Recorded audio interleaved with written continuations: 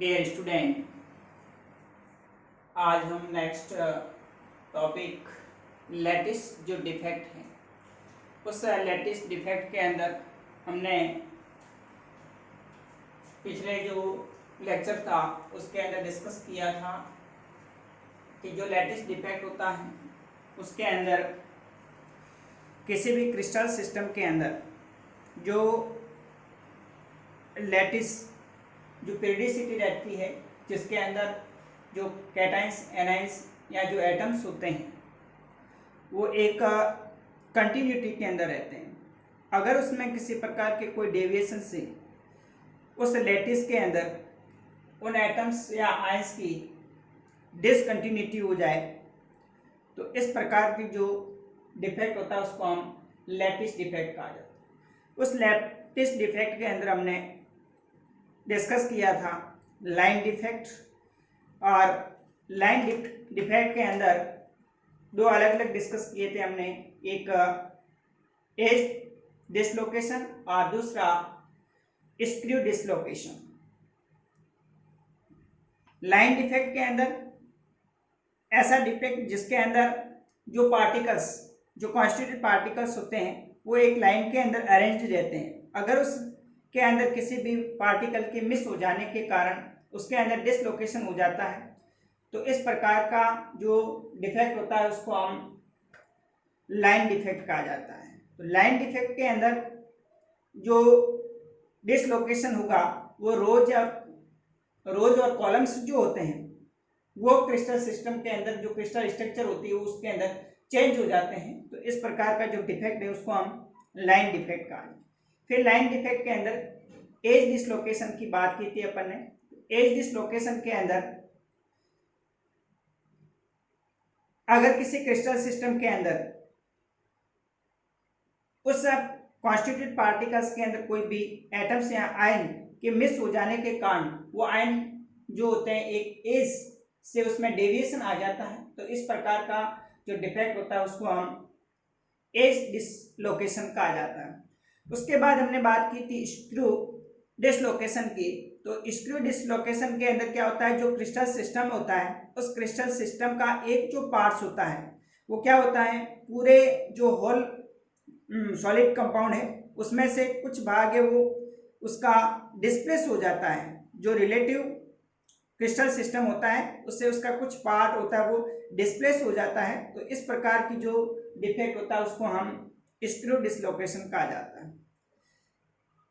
आज हम नेक्स्ट जो लेटेस्ट डिफेक्ट है उसका सेकंड जो टाइप है प्लेन डिफेक्ट, या इसको टू डायमेंशनल डिफेक्ट कहा जाता है। तो प्लेन डिफेक्ट के अंदर क्या होता है, अगर किसी भी क्रिस्टल सिस्टम के अंदर प्लेन में किसी प्रकार का कोई डेविएशन आ जाए तो इस प्रकार का जो डिफेक्ट होता है उसको हम प्लेन डिफेक्ट कहेंगे।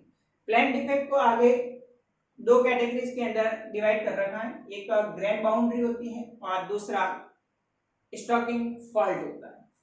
तो देखिए यहाँ पर लिखा है मैंने, प्लेन डिफेक्ट के अंदर dislocation that occurs along the plane और सरफेस, यानी जो डिसलोकेशन होगा वो किसके अलोंग होगा, जो प्लेन होता है या जो सरफेस होती है उसके अलोंग अगर किसी प्रकार का कोई डिसलोकेशन होता है of the crystal structure are known as plane defect. तो क्रिस्टल सिस्टम के अंदर सरफेस के थ्रू या प्लेन के थ्रू किसी प्रकार का डिसलोकेशन होता है तो इसको हम प्लेन डिफेक्ट कहा जाता है।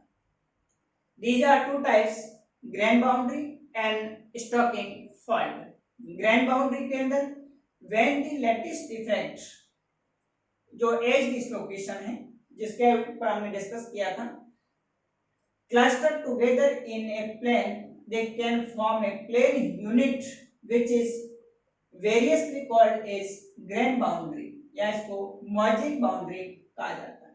यानी जब लैटिस डिफेक्ट के अंदर जो एज डिसलोकेशन होता है उस एज डिसलोकेशन के अंदर उसका कुछ जो क्लस्टर है वो उस प्लेन के थ्रू डिसलोकेशन हो जाए तो इस प्रकार का जो डिफेक्ट होता है उसको हम ग्रेन बाउंड्री कहेंगे।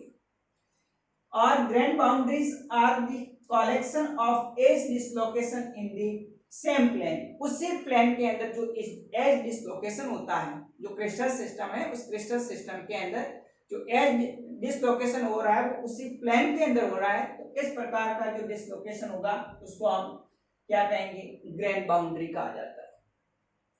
When the included angle is large, अगर उसके अंदर जो डेविएशन का, जो डिसलोकेशन का एंगल ज्यादा है, बड़ा है, तो when the included angle is large it is called wide angle grain boundary.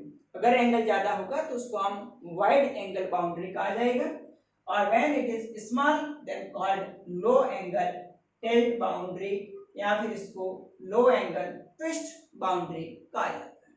तो जो प्लेन डिफेक्ट है, उस प्लेन डिफेक्ट के अंदर एज डिसलोकेशन के थ्रू उसी प्लेन के अंदर अगर डिसलोकेशन होता है, डेविएशन होता है, तो उसको हम ग्रेन बाउंड्री कहा जाता है। अगर उस ग्रेन बाउंड्री के अंदर ज्यादा डेविएशन हो रहा है उसी प्लेन के अंदर एज डिसलोकेशन के थ्रू, तो उसको हम क्या कहेंगे, वाइड एंगल ग्रेन बाउंड्री कहा जाएगा। अगर एंगल कम है तो उसको हम स्मॉल या लो एंगल टिल्ट बाउंड्री, या फिर उसको लो एंगल ट्विस्ट बाउंड्री कहा जाएगा। अब हम बात करते हैं नेक्स्ट स्टॉकिंग फॉल्ट क्या होता है। तो देखिए next stacking fault.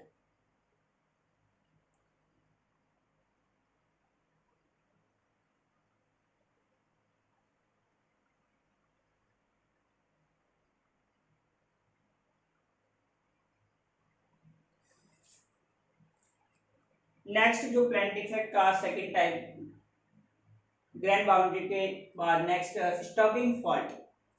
Stacking fault क्या होता है? स्टॉकिंग फॉल्ट का मतलब होता है अगर किसी क्रिस्टल सिस्टम के अंदर, जो वेल अरेंज्ड क्रिस्टल सिस्टम है उसके अंदर बीच में जो कॉन्स्टिट्यूट पार्टिकल्स है उसका जो अरेंजमेंट है वो चेंज हो जाता है, तो इस प्रकार का जो डिफेक्ट होता है उसको हम स्टॉकिंग फॉल्ट कहा जाता है। देखिए स्टॉकिंग फॉल्ट के अंदर the plane is separating two incorrectly juxtaposed layer is called stacking fault. यानी जो प्लेन है, अलग अलग जो सेपरेट प्लेन है, उस टू प्लेन के अंदर इनकरेक्ट, यानी जैसे सपोज किसी क्रिस्टल सिस्टम के अंदर आप देख रहे हैं इस प्रकार से पार्टिकल्स है, एफसीसी के अंदर एबीसी एबीसी एबीसी, इसी प्रकार एचसीपी के अंदर एक प्लेन के अंदर एबी एबी एबी, इस प्रकार से सारे पार्टिकल्स अरेंज है। तो स्टॉकिंग फॉल्ट के थ्रू क्या होगा, जैसे ये एबीसी था तो सी जो पार्टिकल से हट करके उसकी जगह दूसरा वापस बी आ गया, वापस जो एबीसी था उसकी जगह ए की जगह बी आ गया। तो इस प्रकार अगर उसका अरेंजमेंट के अंदर चेंज हो जाता है तो इसको हम स्टॉकिंग फॉल्ट कहेंगे। तो the plane separating two incorrectly juxtaposed layer is called stocking fault. For example, in FCC, ABC, ABC, ABC, or HCP, AB, AB, AB, these particles are arranged in this layer. Then, when the stocking fault, it becomes FCC, ABC, ABE. अब यहाँ पर देख रहे हैं ABC के बाद में वापस C की जगह क्या आ गया, A पार्टिकल आ गया। उसके बाद एबीसी था, उसके बाद वापस बीसीए हो गया। तो इस प्रकार से उसका जो अरेंजमेंट है वो क्या हो जाता है, चेंज हो जाता है। इसी प्रकार एससीपी जो होता है हेक्सागोनल क्यूबिक पैकिंग के अंदर एबीसी, तो यहाँ पर देखिए एबी थे, एक और इसके अंदर लेयर आ गई सी पार्टिकल, एबीसी एबीसी बीसीए, इस प्रकार से चेंज हो जाता है। तो ये स्टॉकिंग फॉल्ट कहलाता है। इट अकर्स ड्यू टू, ये किसके कारण उत्पन्न होता है, डिसोसिएशन ऑफ डिसलोकेशन, जो डिसलोकेशन है उसके डिसोसिएशन से, रिप्लेसमेंट की वजह से भी हो सकता है, या फिर प्रोसेस ऑफ क्रिस्टल ग्रोथ, अगर कोई क्रिस्टल प्रोसेस के अंदर ग्रोथ होती है तो अदर पार्टिकल्स की लेयर इस प्रकार से उसमें चेंज हो जाएगा।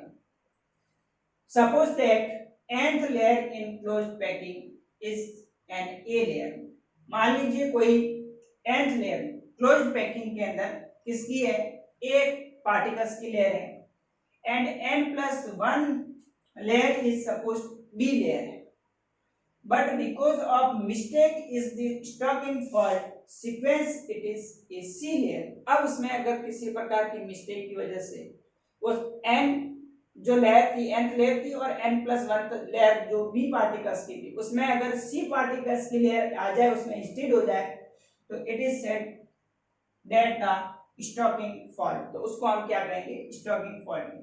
has been introduced between nth and n plus 1th layer is that case. इस केस के अंदर जो n और n प्लस 1th जो लेयर होती है a और b, उसके बीच में अगर c जो लेयर आ जाती है, इस प्रकार का जो मिस्टेक हो जाए क्लोज पैकिंग के अंदर, तो इसको हम स्टॉकिंग फॉल्ट कहेंगे। तो ये जो प्लेन डिफेक्ट है उसके दो अलग अलग ग्रेन बाउंड्री और स्टॉकिंग फॉल्ट है। इसके अलावा कुछ टर्म्स है इसके अंदर, जैसे कलर सेंटर है, सब्स्टिट्यूशनल इम्प्योरिटी है और लिंकेज बाउंड्री है। इस पर भी हम डिस्कस करेंगे।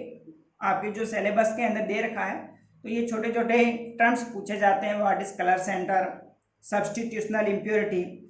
तो कलर सेंटर के अंदर क्या होगा, अगर किसी भी क्रिस्टल सिस्टम के अंदर जो वेल अरेंज एटम्स या आयंस होते हैं, उस एटम या आयन का अपने क्रिस्टल सिस्टम में से बाहर निकल जाना और उसकी जगह कोई जैसे वहाँ से होल उत्पन्न होगा, तो उसकी जगह वहाँ पर इलेक्ट्रॉन प्रेजेंट हो जाएगा और वो इलेक्ट्रॉन क्या करेगा, इन यूवी विजिबल जो रेडिएशन होती है, उस रेडिएशन के अंदर वो एक्साइटेड हो जा करके फिर वापस अपनी ग्राउंड स्टेट में आ जाएगा। उस समय वो क्या करता है, उस क्रिस्टल के अंदर कलर शो करता है, तो उसको हम कलर सेंटर कहते हैं। तो जो इलेक्ट्रॉन्स होते हैं, उस इलेक्ट्रॉन के कारण उस कंपाउंड के अंदर या उस क्रिस्टल सिस्टम के अंदर क्या होगा, कलर होगा। जो वैकेंसी होती है जिससे आयंस होता है वहाँ से हट जाता है, तो जिसको हम एफ सेंटर कहा जाता है।